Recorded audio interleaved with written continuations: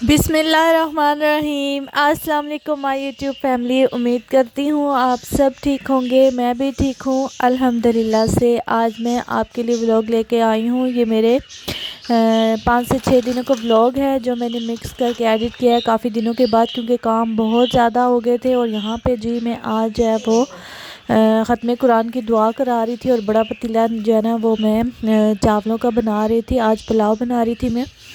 तो बस जी आज इसी की तैयारी में लगी हुई थी। जल्दी जल्दी से मैं अपना काम निपटाने में लगी हुई थी। सारा काम मेरा मैंने फ़िनिश किया।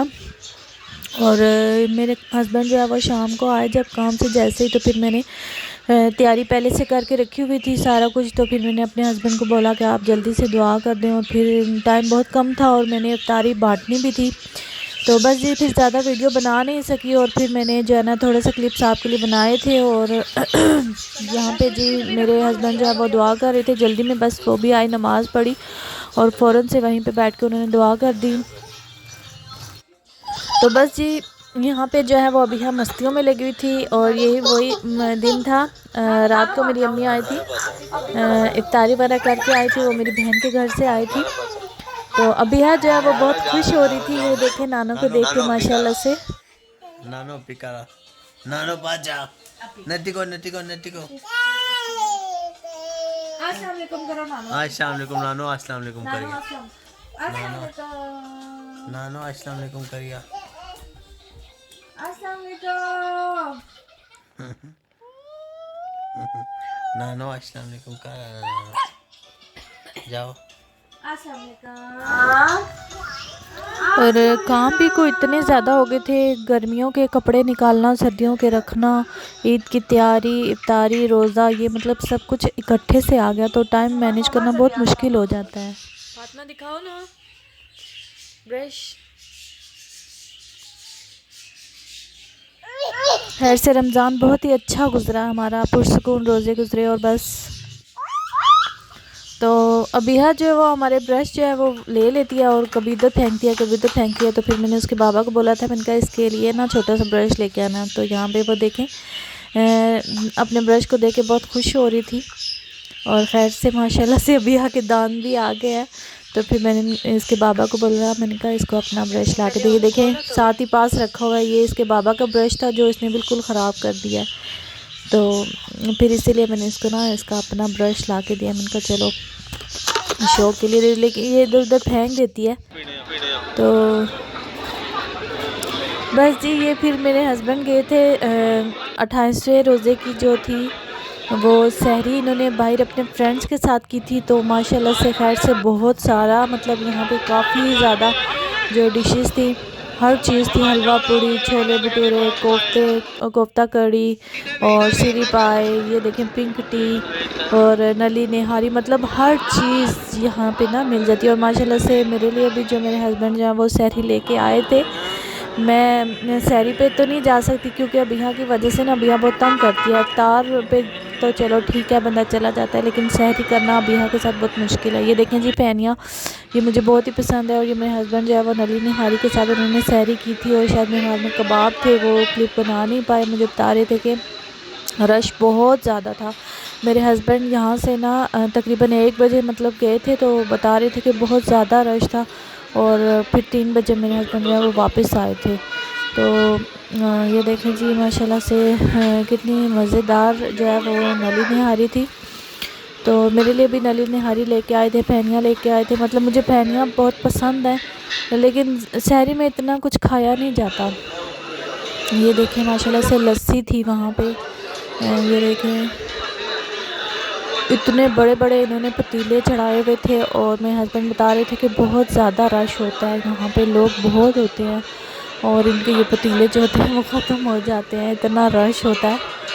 तो बस यही जो है वो रौनकें हैं रमज़ान की, सहरो इफ्तार। तो मैं तो है इतना मतलब स्पाइसी खा नहीं सकती सहरी में, मेरी तो सिंपल सादे सी सहरी होती है। मेरे हस्बैंड खा लेते हैं, उनको शौक़ है, वो अपने फ्रेंड्स के साथ आते जाते हैं। लेकिन मैं जो है ना सहरी के टाइम तकरीबन मैं नहीं खा सकती इतना हैवी। तो वो मेरे लिए जो लेके आए थे मैंने उसमें भी मतलब थोड़ी सी खा के, बाकी जो है ना वो उसमें भी मैंने बचा के रख दी थी, मुझसे खाई नहीं जाती सहरी के टाइम। बस लाइट सी हल्की सी हो, बहुत स्पाइसी भी मैं नहीं ले सकती। तो बस ये बहुत मज़े की थी खैर से, तो बहुत मज़ा आया था। मैं तो नहीं गई थी लेकिन मेरे हस्बैंड गए थे सहरी में ना। तो ये देख लें माशाल्लाह से लोगों का हजूम कितना ज़्यादा था। और बस ये अब रमज़ान भी अपने इख्तिताम पे था, तो माशाल्लाह से बहुत ही पुरसुकून और मज़े के जो है रोज़े गुज़रे थे। और बहुत दुख हो रहा था कि रमज़ान अब जा रहा है। सहरी में उठना, सहरी का एहतमाम करना, इबादत करना, ज़िक्र और इज़्कार करना, पूरा दिन अल्लाह की याद में गुजारना, कुरान पाक की तिलावत करना, और ये बहुत ही अच्छा लगता था, बहुत ही मज़ा आता है ना। तो बस अल्लाह पाक हमारी जो दुआएं हैं, इबादतें, अल्लाह पाक उनको कबूल करे, तो हमें भी जो है ना अपने दीन की तरफ राग़िब करे और ऐसी अपनी ज़िंदगी को ना इबादत के साथ गुजारने की तौफ़ीक दी। सबसे ज़्यादा इंटरेस्टिंग यही होता है लस्सी वाले जो छन छन छनकार करते हैं। तो ये देखें जी 3 बजे का टाइम हो गया था और मैं आपको टाइम बता रही हूँ कि 3 बजे मैंने सहरी कर ली थी। वैसे मैं घर में जब सहरी बनाती हूँ तो मतलब 3:45 बजे उठती हूँ, 4:45 का अलार्म होता है और आराम से मैं अपनी सहरी बना के करके खा लेते हैं हम लोग ना। तो यहाँ पे मेरे हस्बैंड 3 बजे आए, तो फिर मैं लेके आए, तो फिर मैंने सोचा ये गर्म है अभी, तो फिर मैंने 3 बजे सहरी अपनी कंप्लीट कर ली थी और काफ़ी टाइम था मेरे पास।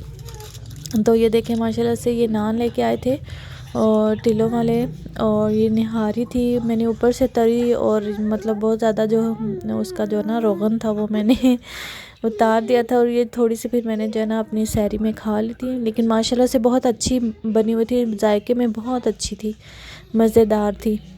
तो बस जी फिर मैंने जो है सहरी पर रखी। तो ये फिर मेरा अगले उसी शाम का जो क्लिप्स है, मैं अबिहा के लिए कपड़े जो है वो मैं ईद के लेके आई थी। तो ये मैं थोड़ी बहुत आपको तैयारी बता रही थी अपनी।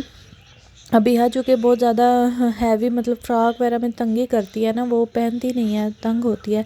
तो फिर मैंने सोचा इस तरह के थोड़े से हल्के नरम से लाइट वगैरह कुछ इस तरह के लूँ ना कॉटन में, कि वो कंफर्टेबल रहे, क्योंकि चलो थोड़ी देर के लिए फ़्रॉक वगैरह पहनेगी फिर वो उतार देगी। तो ये देखें जी, ये मैं रमज़ान से पहले एक सूट इसका लिया था मैंने, तो मैंने सोचा शायद ईद पे ठंड होगी ना, लेकिन खैर से मौसम काफ़ी ज़्यादा बदल चुका है। तो ये देखें अब इसका ये न्यू एक ये भी सूट है, लेकिन मैं चाह रही थी चलो इसको थोड़ी देर के लिए पहनाऊँगी सुबह के टाइम ना, क्योंकि थोड़ी हल्की मोटी जो है सुबह ठंड होती है ना शावर वगैरह धो के, तो फिर चलो पहना दूँगी, 1-2 दफ़ा पहन ले, क्योंकि फिर आगे इसको छोटा आ जाएगा। तो ये फ़्रॉक मैं आपको बता रही हूँ कि मैंने खुद से स्टिच किया था इसका। तो ये अभी इसको बड़ा है ना, ये बहुत ज़्यादा बड़ा है इसको। तो ये पिंक एक इसका रेडीमेड फ़्रॉक था, ये मैं बाज़ार से लेके आई थी, और ये मैंने अपने कपड़ों के साथ का एक अबिहा का ना छोटा सा फ़्रॉक और फ्लाई पर मैंने बनाया था।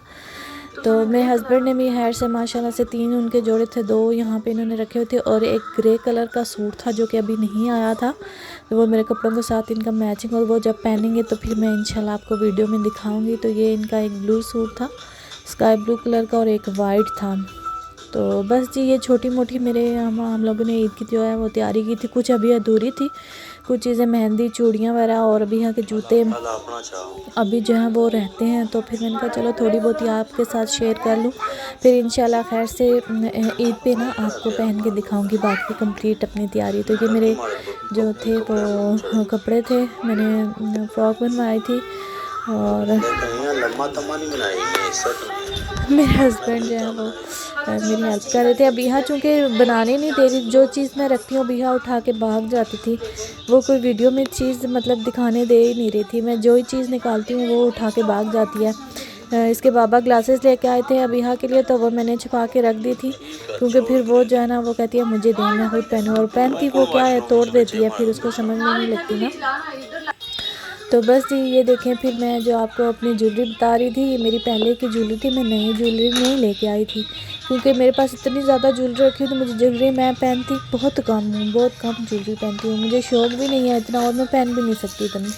तो मैं आपको बता रही थी कि मेरी ये ज्वेलरी देखें पहले की पड़ी हुई रखी हुई है, तो फिर मैं इसे कोई इस्तेमाल करूँगी इंशाल्लाह, पहनूँगी तो फिर मैं आपको बताऊँगी।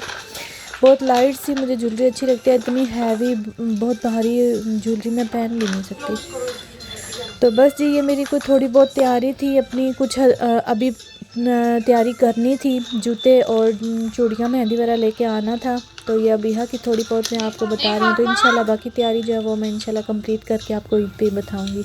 तो बस जी इसी के साथ ही अगर आपको व्लॉग मेरा अच्छा लगा हो तो लाइक शेयर और सब्सक्राइब भी किया करें मेरे चैनल को, और कमेंट करके बताया करें।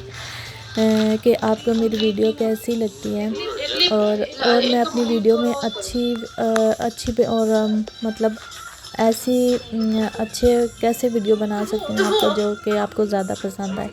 कमेंट करके मुझे बताया करें कि मैं अपनी वीडियो को और ज़्यादा अच्छा कैसे बना सकती हूँ। तो बस जी, इसी के साथ ही फिर मैं आपसे इजाज़त चाहती हूँ। और ये देखें, एक सूट अबिहा का ये भी रखा हुआ था, ये पिछली ईद का था, अभी भी इसको बड़ा है।